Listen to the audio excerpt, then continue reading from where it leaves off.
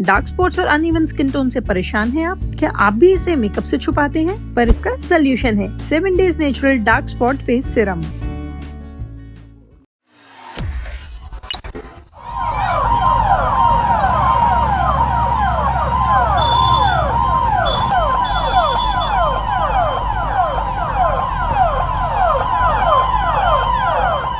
उत्तर प्रदेश की सड़कों पर बुलेट प्रूफ जैकेट के साथ पुलिस तैयार है। संदेश साफ है, माहौल बिगाड़ने वालों की अब खैर नहीं। दरअसल ईद और रामनवमी की सुरक्षा व्यवस्था के बीच वक्फ बिल के विरोध को देखते हुए उत्तर प्रदेश में माहौल गर्म है और यही वजह है कि सभी जिलों में शांति बनाए रखने के लिए पूरी सतर्कता बरते जाने के निर्देश दिए गए हैं। डीजीपी प्रशांत कुमार ने इसके मद्देनजर सभी पुलिस अधिकारियों और कर्मचारियों की छुट्टी रद्द कर दी है। जिन अधिकारियों और पुलिस कर्मियों के अवकाश पहले से ही स्वीकृत कर लिए गए थे, उन्हें भी तत्काल प्रभाव से ड्यूटी पर वापस आने के लिए साफ तौर पर कहा गया है। आईजी कानून व्यवस्था की ओर से इसका आदेश जारी किया गया।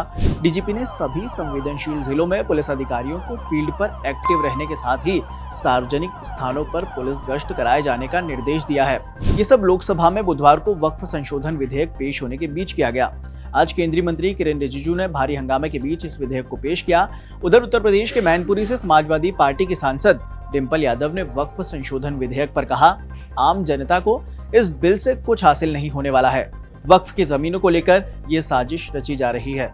जो सत्ता पक्ष है, वो जो मूल हमारे जो मुद्दे हैं आज, जहाँ गरीबी लगातार देश में बढ़ रही है, बेरोजगारी बढ़ रही है, उससे ध्यान भटकाने की ये बात हो रही है। और जहाँ यह डेफिनेटली विपक्ष में फॉर नहीं है मुस्लिम्स के लिए, वहीं आम जनता को इस बिल से कुछ हासिल होने वाला नहीं है।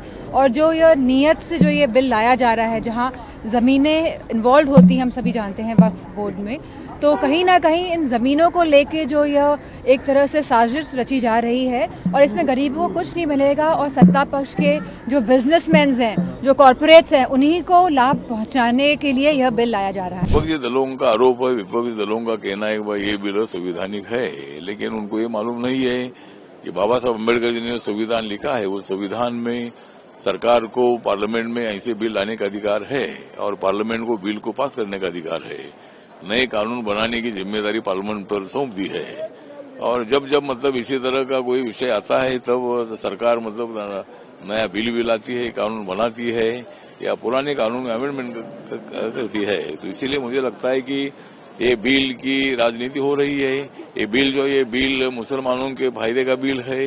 ये बिल के माध्यम से मुझे लगता है कि वक्फ बोर्ड जो होता है, वक्फ बोर्ड की पूरी प्रॉपर्टी कुछ लोगों के हाथ में होती थी, उसका फायदा आम मुसलमानों को बिल्कुल नहीं होता था।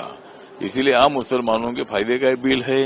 अपोजिशन को इसमें कोई अमेंडमेंट करने की सुझाव करने का अधिकार है और सरकार मतलब इस बिल को इसलिए पास कर रही है कि गरीब मुसलमानों का फायदा हो और इसीलिए अब विपक्षी दलों ने राजनीति नहीं करनी चाहिए और मुस्लिम समाज ने भी ये बिल अब उनके विरोध में ऐसा नहीं सोचना चाहिए।